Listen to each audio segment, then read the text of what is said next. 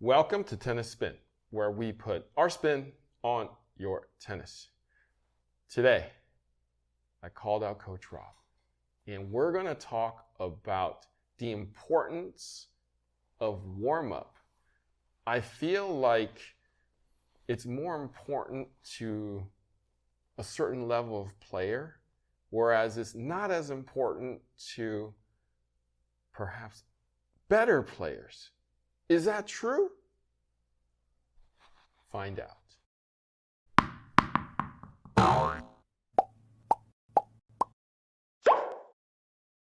This video is sponsored by my friends at warmup, the makers of this transmitter receiver that's Bluetooth. All right, I want to welcome Coach Rob today. Welcome, Hey, Harry. Coach. All right, thank you for doing this with me. Sure. All right, so my premise for this one is I see various levels of players, daily, weekly, monthly, yearly, for many, many years. And the first thing a 3-0, 3-5, 4-0 player on a team would come in and say, do you have a warm-up court? And I look up at the clock. I'm like, you're 2 hours early. At least they're not late. But it's like, I don't know where to put you because I'm busy. The courts are busy. Right. So you're probably going to wait there for at least an hour or hour and a half or until something opens up. But Coach Rob, I feel like the 4-5s, the 5-0s, the 5-5s and up, right? They don't come that early. They come maybe 10 minutes before, 15, 30 minutes, maybe max. And like they're not stressing so much about the warm-up court or the warm-up time. Now, why do you think, those 3-0s, the 4-0s are so worried about being on the court and needing the warm-up period? Especially in the 3-0s, they're probably new to competing. They might be new to the facility. They may not have budgeted, how long is it going to take me to get there? I don't want to be late. I want to warm up a little bit. A little bit of it is they want to hit more balls and try to keep practicing to improve. Mm-hmm. So 2 hours early is a bit much. Normally, you would say, come to your club or facility, warm up there, then get to wherever the match is being played, mm-hmm, mm-hmm. and give yourself time to acclimate there. What's the wind like? Where's the sun? How, those type of things if you haven't played there before. Right. Your 4-0s, your 4-5s, your 5-0s, they're probably not new to competing. They're not new to league play. They know the courts. They know where they're going. They still need to warm up. They should still go through hitting, stretching, the whole mm-hmm, gamut mm-hmm. to prepare to play. So they shouldn't arrive last minute and just walk on and play and hope they don't get hurt. But everybody's a little bit different. And as you've played more, you kind of understand what it takes for you to get ready. I know I have some men that come up and they hate warm up. They just want to spin and begin. And, I'm like, that's not going to help. And then, 45 minutes, hour and a half later, they're limping out off the court. They're limping down to their car, and you don't see them for a while because they just blew a calf muscle or tweaked something or whatever. And you got to take care of yourself before and after. When you watch, behind the scenes of what pros are playing, you see how they're on the stationary bike. They're riding after their match. They maybe played 3 or 4 hours. They're back on the bike having a cool down session. So everybody's, different. So you bring up a good point. The pros, I've been out to various tournaments and I've literally seen a pro on a court with their pro or their hitting partner for 2 hours. They literally played a match before their match. And I'm like, how is this person going to play a match after what they've been through? But they're playing and expecting to play for a long period of time. They're training for that. Mm-hmm. That's not, a couple rec guys, if they played 2 hours before and then tried to play a match, they would probably be on the downslope by the time they got to that part of the match. Definitely. So that's a rough warm up. That's But if you're high conditioned energy. for that, That's true. then you're ready for that. That's part of what you do. And then after the match, you're stretching, you're running, you're stationary bike, whatever it is that you go Cooling through. back down. Sure. Yeah. If you watch, Netflix, they have the documentary Breakpoint. Mm-hmm, All the things that you saw behind the scenes, what they did before, what they did after, is great to see that, because a lot of times that's the stuff you don't see. That you come, you watch the match, and you leave. These guys are still doing things. I've seen, even in Stanford, when Serena and Venus used to come, they, right after the match, they would go into the locker room, put their stuff down, and go out to the track that was at Stanford and do, I don't know how many laps, but I feel like they were at least out there for 30 minutes or more, jogging around the track. Right. Definitely doing different things to cool down. Yeah. Whereas, you had mentioned something about people just kind of rushing out versus the 2 hours. They first ball in, and then get going. Right. And that's, every scenario is a little different and every person's a little different. Hopefully, if you're playing a competitive scenario, a USTA, a team match or something, you're hitting with your partners, warming up at your facility, and then getting over to the facility that you're going to play at. Going about having a routine, hitting a certain amount of shots, getting loose, stretching out, warming up all your shots, because you may get to a facility and they don't have a court for you to warm up, and then it's like, hey, here's your 5-minute warm up. And no, you don't get 35, 40 minutes to warm up that you might need.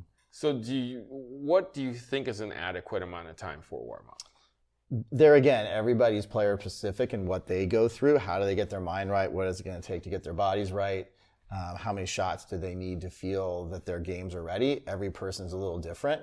It takes them a little while to maybe leave work or leave whatever behind to get into game mode or concentration and focus at the appropriate level of energy and intensity to get to that point to then be ready to go.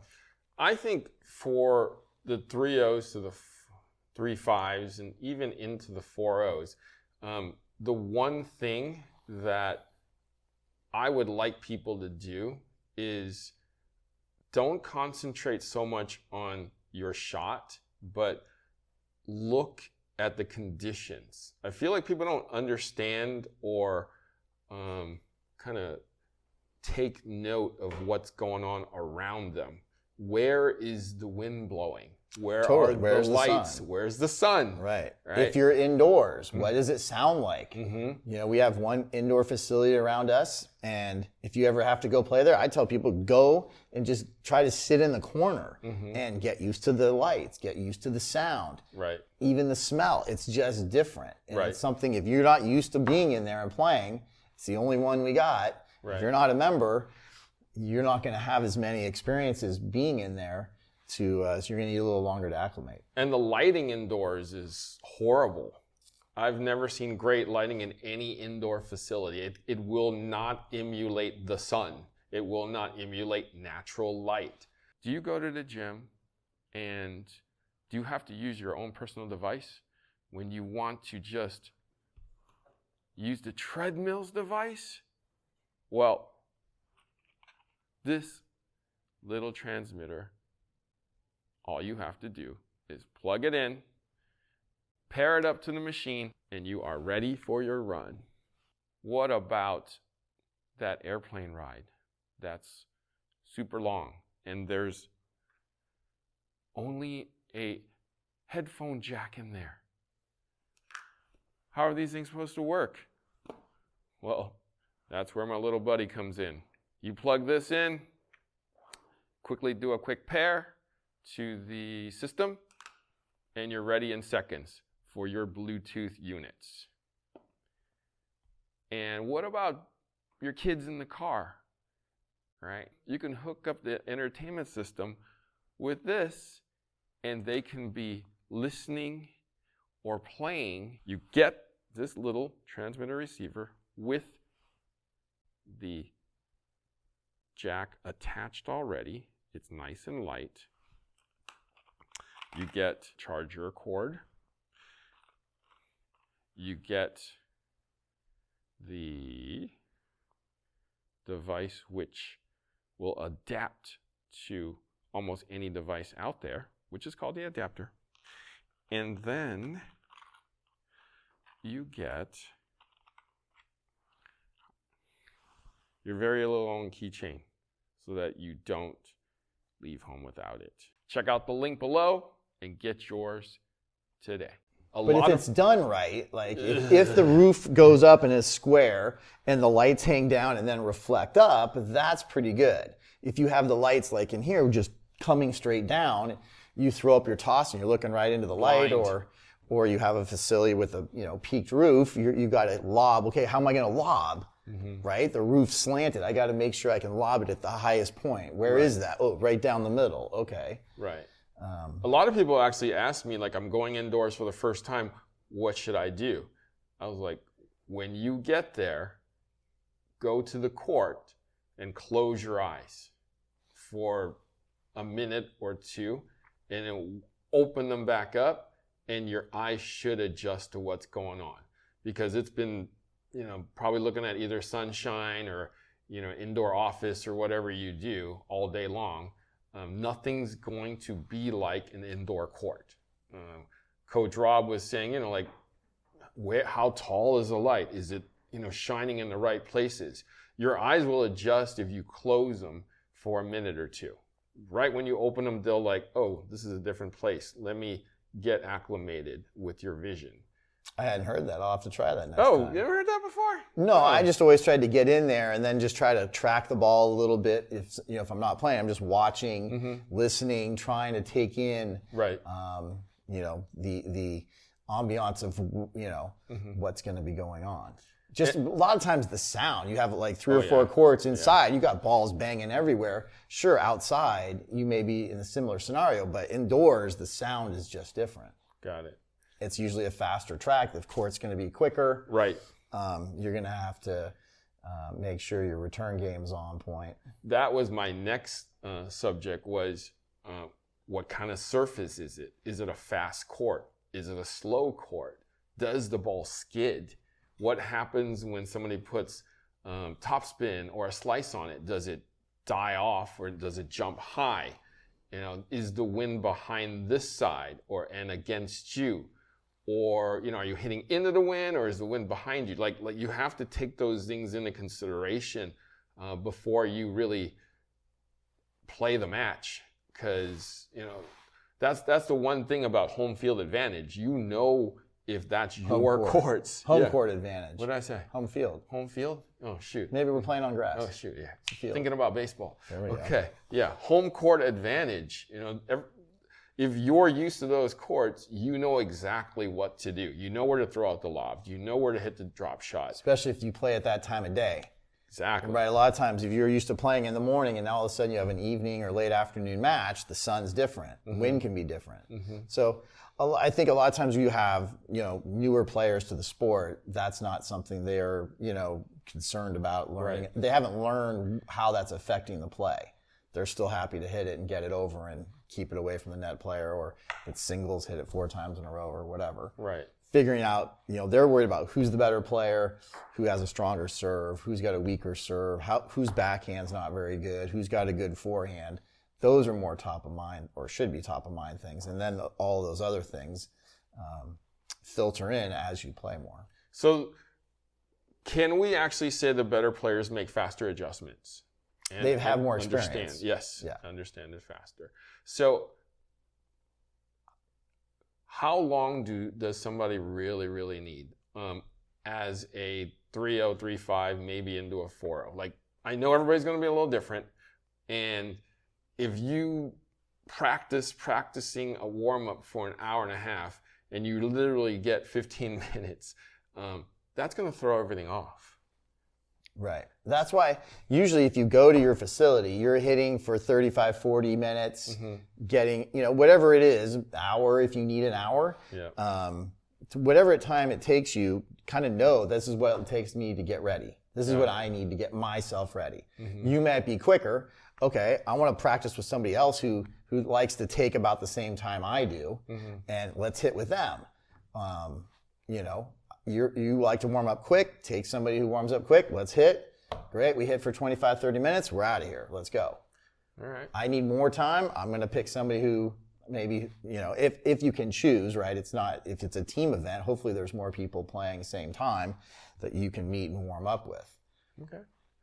It is ProTek time. Yes, it's time for me to throw a monkey wrench in this scenario. Is it tennis time yet? It is ProTek tennis time. Okay, let's go. Thank you to our sponsors at ProTek, the makers of what we deem as the best watches out there, with illuminating lights for 25 years and battery life for at least 10. Check out the link below. Get your ProTek today.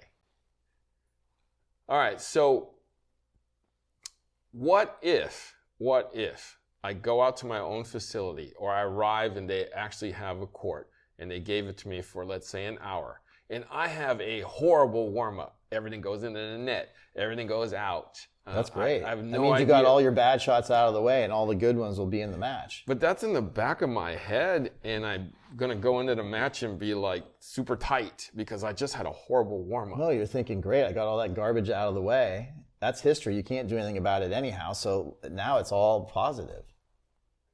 I've never thought about it that way. I mean, it's history. You can't change it, so I've warmed up great and played awful. Oh. So I'm not a big fan of warming up great because I've had that experience. I've done played terrible in warm-up and played really well in the game. I couldn't tell you why, what the reason was.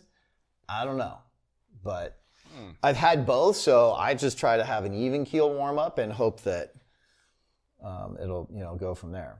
Well, maybe if you have a bad warm-up, you got nothing to lose when you play then, right? I already missed all my bad shots. That's all gone. Okay. You can't walk into the match thinking about the past. But it's tough. That's human nature, though. I understand that, but you still have to try to think about letting that go. Okay. Right? If you have a bad day at work and then you walk on the court, you got to leave the bad day at work outside the gate, walk in, and turn on the new happy Harry. Okay. All right. So that's glass half full. All right. I kind of look at things as, glass half empty. So that's... Okay, well, you bring Debbie Downer into the court, and you're going to play like Debbie Downer. Debbie's a good friend of mine. That's great, but... Unfortunately, I see her too much. What's the opposite of Debbie Downer? Happy Harry? No, that's a good one. Yeah. All right. But since I'm the Debbie Downer Harry, then it should be something that has to do with Rob, I don't know. I got Sad Sally, but that's not quite on the positive side. So sorry if your name, we're not making fun of Sally's name or Harry's name, or we're going to go Rock and Rob. Okay? Rock and Rob. That's when the serve goes in. For positive. All right. So, Coach Rob, thank you. Sure. For showing us the way here. And we're talking us through it. Yes. So, as you get better, I feel like your stress level in the need for warm-up might be a little less, is what I'm gathering. It's all player specific. It's all individual person specific. It's hard to, that's why I haven't given you a time, because everybody's a little different. Yeah. Right? It maybe takes you longer because you came in half empty. Yep. To get yourself back to a good level that you're ready to go. Because, you're going to drive, you're going to have to get out, you're going to have to kind of re-warm up, maybe jump rope a little bit, get the energy going, if you're not warming up right on the spot. Right. So if there's no warm-up court available, see if there's a gym available. Like maybe get on a treadmill, get on a bike, get on a stepper, get the blood flowing, since most people are driving to their match. All right. But get something going. Don't just sit there and wait. All right? Correct. Coach Rob, again, many thanks. Sure. Guys, thank you for watching Tennis Spin, where we put our spin on your tennis.